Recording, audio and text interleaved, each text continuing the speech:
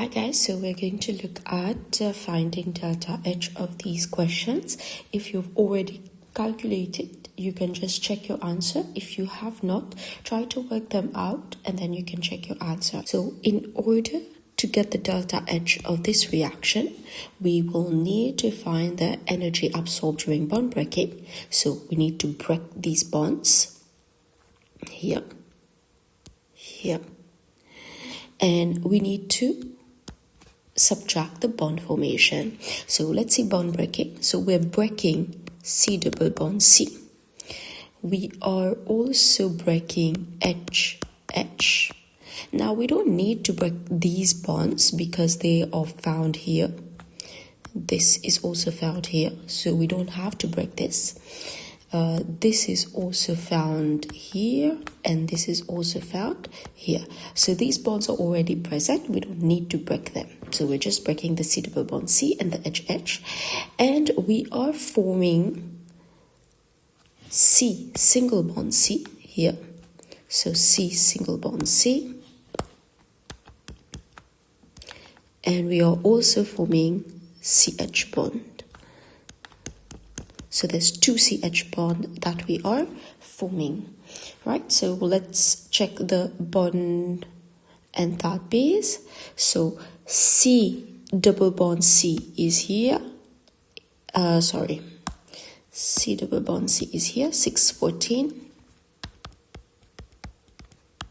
HH is here, so H, so 436. CC single bond, CC single bond, 346, and 2 times CH bond, so CH, so 2 times 414. So we'll add this up and add this up. So for this reaction, delta H will be bond breaking minus bond formation. So this value minus this value, so you get minus 124. So here the sign would already be given. So this is an exothermic reaction. Try this one. For here, the bond energy for oxygen is given here. So some of these values are not present in your handout, so you can use these values. This is from the data booklet. So try example 2. Now for this question, whenever you have these kinds of questions, it's good that you draw all the bonds in the molecule. So N2H4 is like this.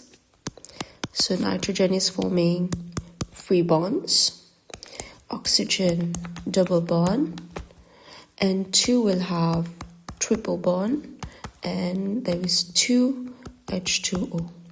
So I'm showing all the bonds so that I can know where am I breaking and where am I forming. So bond breaking, so I need to form this, so I need to break all the bonds here.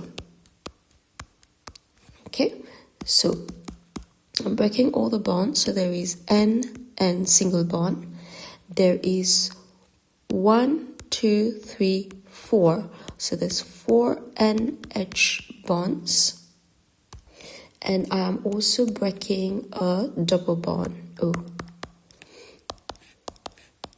Now bond formation, I am forming, on this side I'm forming triple bond with nitrogen. I'm forming OH bond. But if you look at the number of OH bonds, I have 2 OH bonds per water, 2 OH bonds for each H2O molecule, and there is 2 H2O molecule. So 2 times 2, so there's 4 OH bonds. So 4 OH bonds. Now I'm going to use the values from the data booklet. So you should get minus 102 kilojoule per mole. Try to work this one, and again start the question by drawing all the bonds, and then you see what you have to break and what you have to form. So pause the video, work it out, and then come in to check your answer. So you should end up with minus 568 kilojoule per mole.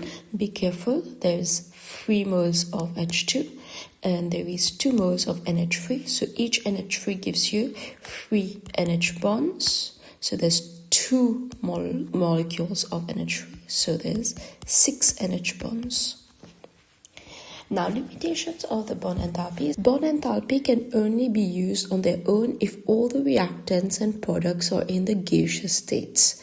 For example, if water was in the liquid state, you would have to convert it to water vapor, to H2O gas.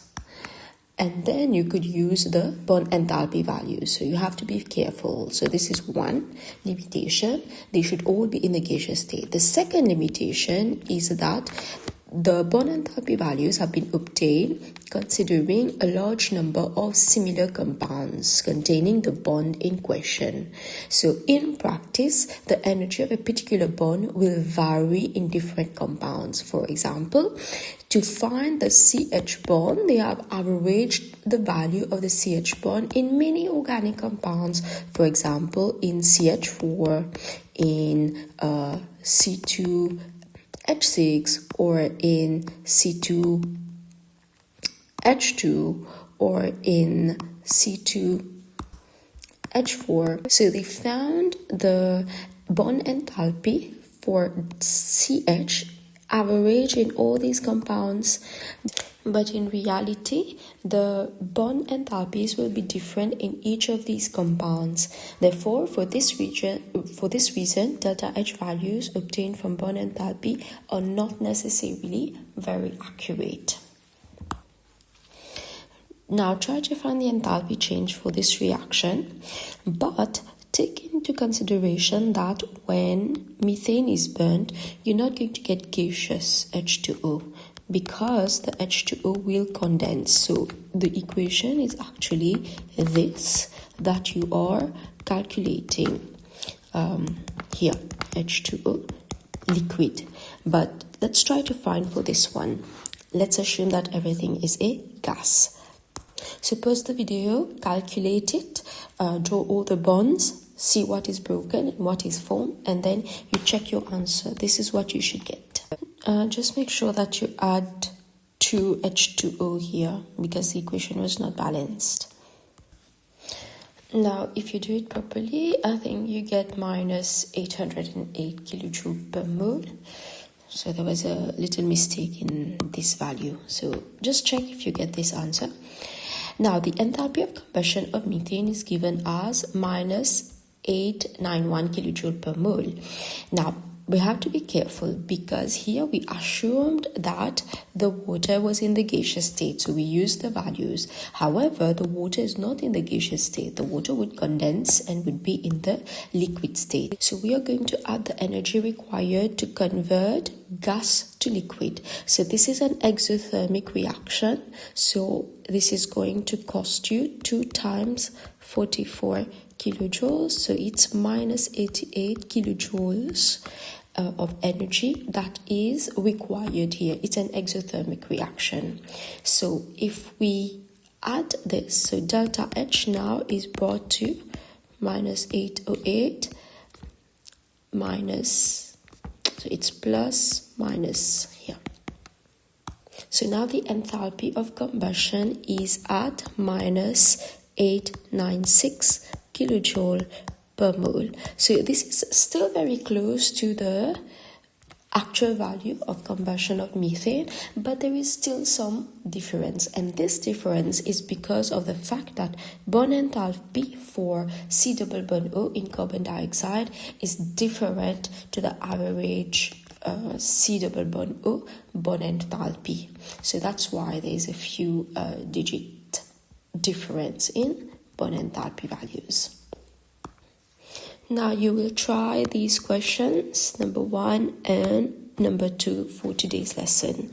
So here, estimate the enthalpy of combustion of ethanol. So combustion of ethanol is, so this is gas,